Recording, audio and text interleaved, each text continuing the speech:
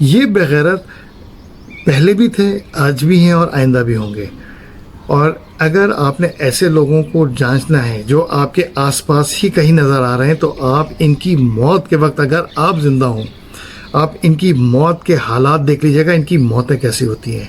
خاص طور پہ وہ جو مسلمان ناموں کے ساتھ منافقت پہ بیٹھے ہوئے ہوتے ہیں.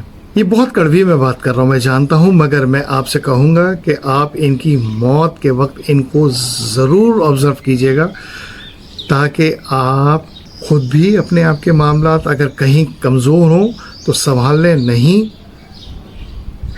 تو بہت سارے ان جیسے لوگ آئے تھے اور مٹی میں مل گئے، دنیا بھی گئی، آخرت بھی گئی، اور صرف ان میں سے چند کی شاید دنیا بن گئی ہو، شاید تھوڑی بہت ان کو، جس کو وہ عزت سمجھ رہے ہیں، وہ عزت بیسکلی نہیں ہوتی ہے، وہ صرف شہرت ہوتی ہے. عزت اور شہرت میں فرق ہے، اور عزت اور شہرت میں فرق یہ ہے کہ رسول اللہ اور ان کے صحابہ کو عزت ملی تھی اور شہرت بھی نصیب ہوئی. ابو لہب اور ابو جہل جیسے لوگوں کو صرف شہرت ملی تھی، عزت نہیں ملی تھی.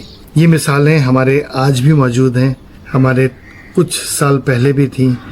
تاریخ کے ہر دور میں ایسی مثالیں موجود ہوتی ہیں. اس لیے آخرت کا معاملہ بہت امپورٹنٹ ہے، اور ان جیسے خبیثوں سے اپنے آپ کو، اپنے گھر کو اور اپنی اولادوں کو بچا کے رکھیں. اور اللہ رب العزت سے حکمت ضرور مانگیں، کیونکہ اگر حکمت مل جاتی ہے اور تعلیم نہ ہو، خالی حکمت ہو، تو بندہ ویسے ہی آسانی کے ساتھ اللہ اور اللہ کے رسول تک پہنچ جاتا ہے اور دنیا کے معاملات کو بھی آسانی سے سنبھال لیتا ہے. مگر یہ نالج اور علم دو الگ الگ چیزیں ہیں، ان کو ایک جگہ اکٹھا نہیں کرنا چاہیے.